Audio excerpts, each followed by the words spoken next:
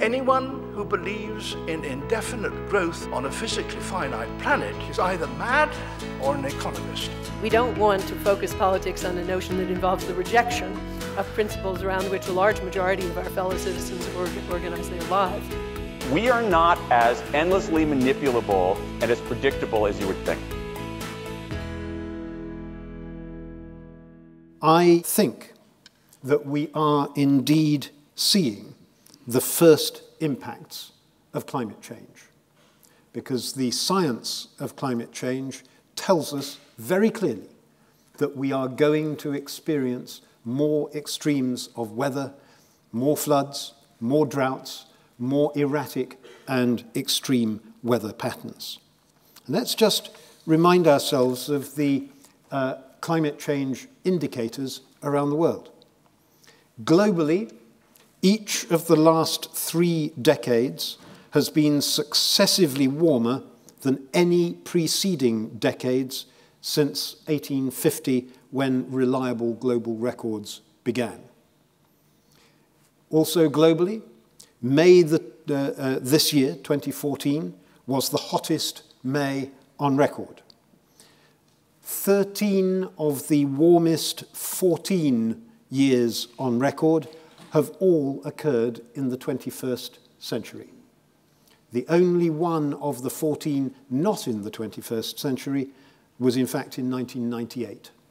At the end of the summer of 2012, Arctic sea ice was at its lowest extent, only just over half the average lowest extent from 1979 to 2000.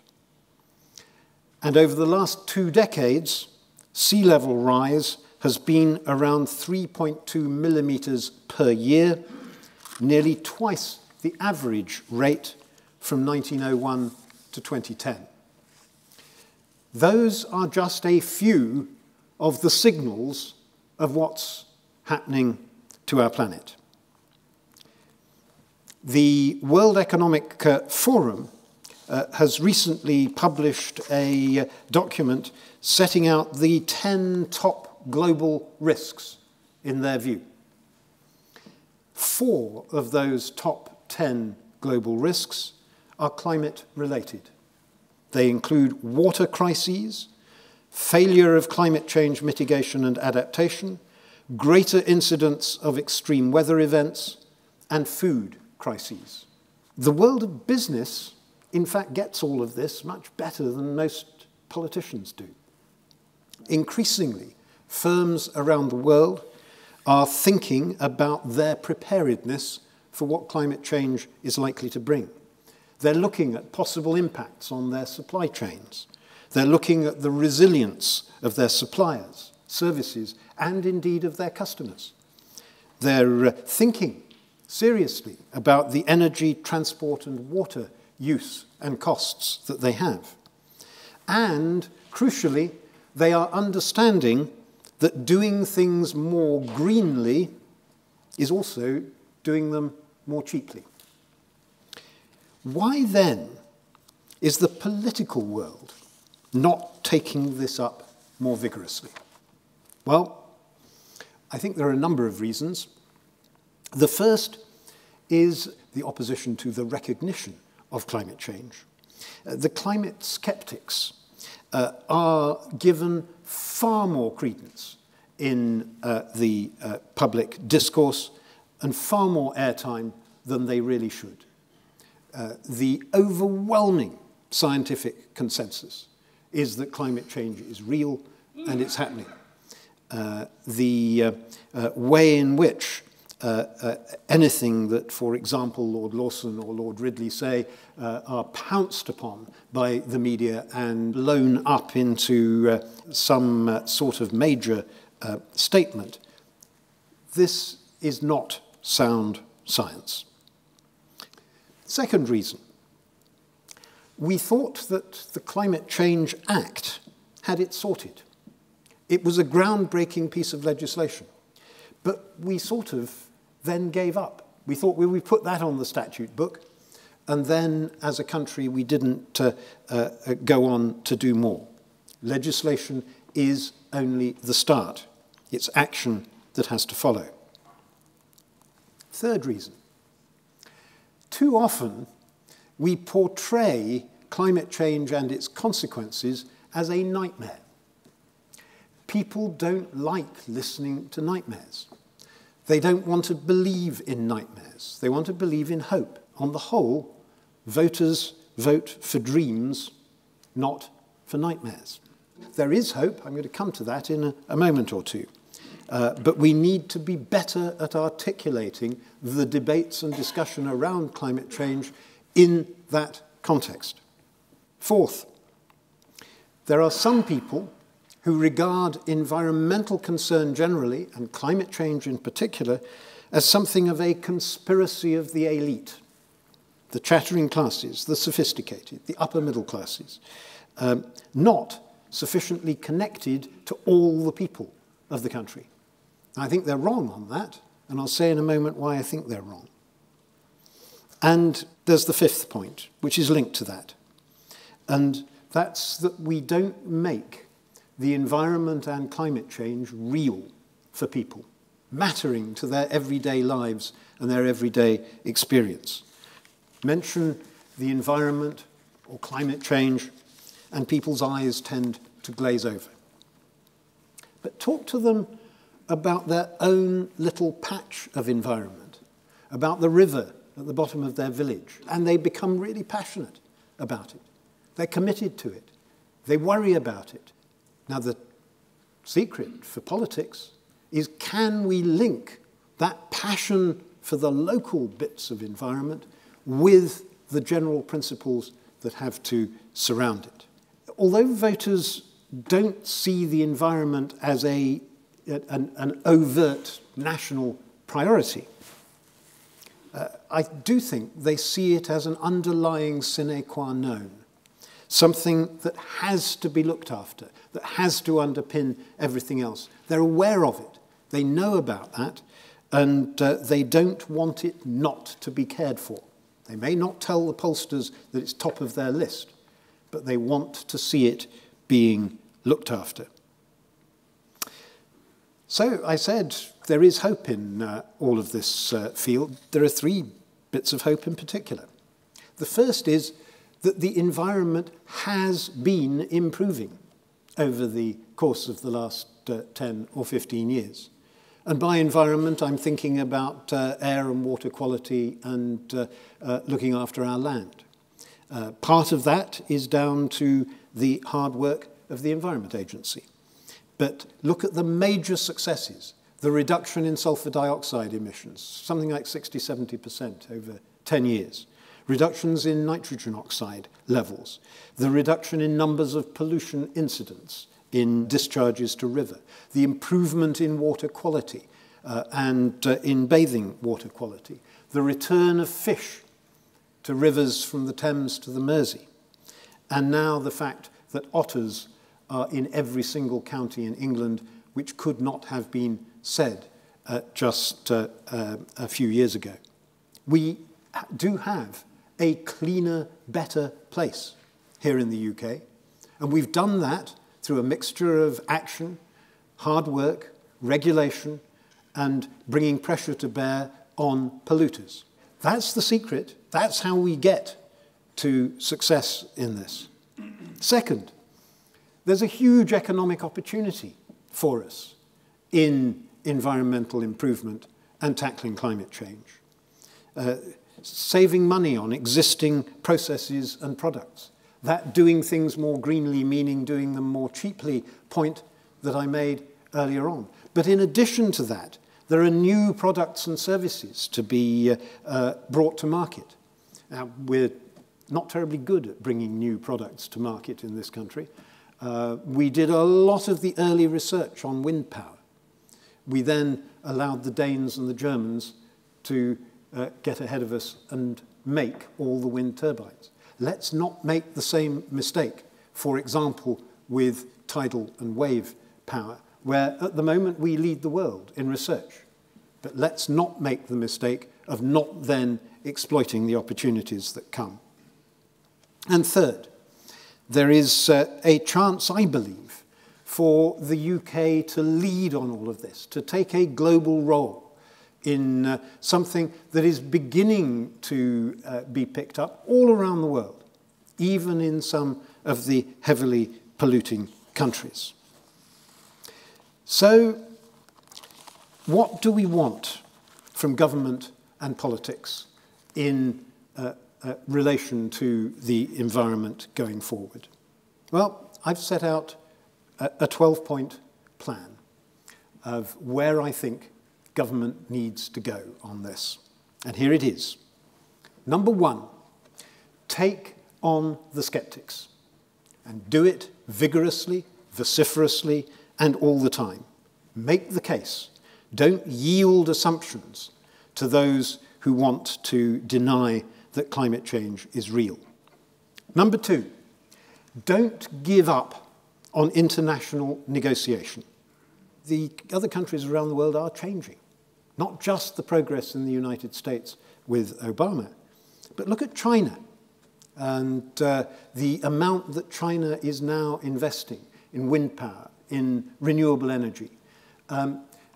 Yes, because of the nature of growth in China, their emissions are still going up.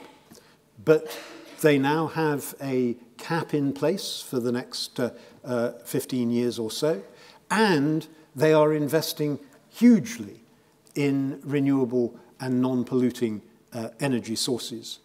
So there is scope out there for building alliances, for getting countries around the world to agree and do things together. Third, bipartisanship is needed on this in the UK. This should not be a party political issue. Because it's so important, because it's so long-term, because we need to plan for the future, this is going to ride through government after government after government of all political persuasions. And the more that we can have consensus between political parties on this, the better. Number four, maintain our commitment to Europe. Most of our environmental protection in this country comes in the form of European directives. Not all of them are brilliant. One or two of them are deeply flawed. But actually, the corpus of European legislation that governs our environment is good to have, it's essential, and it has produced a lot of that progress that I spoke about earlier on. Environmental damage and destruction is no respecter of national boundaries. This is not something that we can simply do on our own. It's something that together as a continent we can do more. Fifth, we should recognize that pollution and environmental detriment tend to harm the poorest in society first and most. It's not just them and us. It is everyone that's in this. And the debate must be framed in those terms. Sixth, we have to get better at planning for uncertainty. We know that climate change is happening. We know where that climate change is taking us. What we don't know is precisely when the various impacts are going to happen. So what we've got to do is to prepare for those impacts, but then be able to change and adapt our policies and our decisions as we go forward according to what is actually happening on the ground. Seventh, maintain investment in research and new initiatives.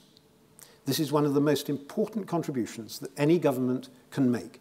I think I'm right in saying that of the 6 biggest demonstration projects in wave and tidal power around the world, 4 are here in the UK. We are an island surrounded by waves and tides. It is surely not beyond the wit of us as a nation to harness the power of those waves and tides in order to produce energy. Eighth, understand that regulation is important. and a force for good. I despair at the way in which some politicians see an arbitrary abandonment of regulation as being somehow good, somehow lightening the burdens on the economy and business. Actually, yes, of course, we need smart regulation. We need regulation that respects the needs of business. But it's regulation that's driven a lot of the environmental improvement that we have seen in this country, and the abandonment of it would be a disaster.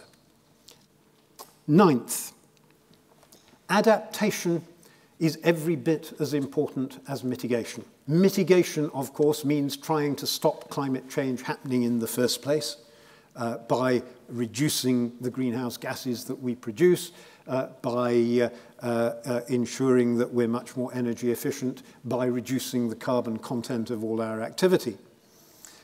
Adaptation means trying to cope with the inevitable consequences of climate change. I fear that the world as a whole has probably already sold the pass on a 2-degree rise in overall temperature. The effects of climate change, even if, as a world, we stopped generating carbon dioxide tomorrow, and we're not going to do that, of course, even if we did that, the impact of climate change would carry on for another 30 years because there's such momentum built into the system.